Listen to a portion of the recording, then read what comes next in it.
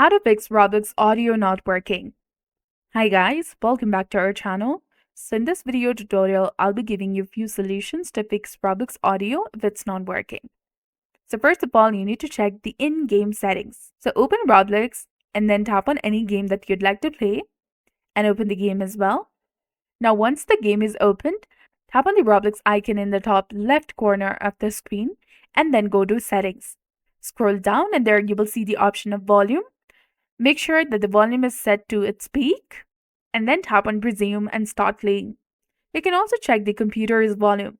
Look at the volume icon in the bottom right corner of your screen. Ensure that the volume is non-muted and is set to a reasonable level. Right-click on the speaker icon on your computer and select Open Volume Mixer, and make sure that the Roblox is non-muted and the volume slider is turned on. It might be set to 0 or muted entirely. You can also try running the audio troubleshooter. In your computer search bar, type in Fix Audio, tap on Find and Fix Problems with Playing Sound, give administrative privileges, run the troubleshooter, and follow the on-screen instructions. Also test the sound to see if it's working. So hopefully one of the solutions will help you solve the audio problem on Roblox.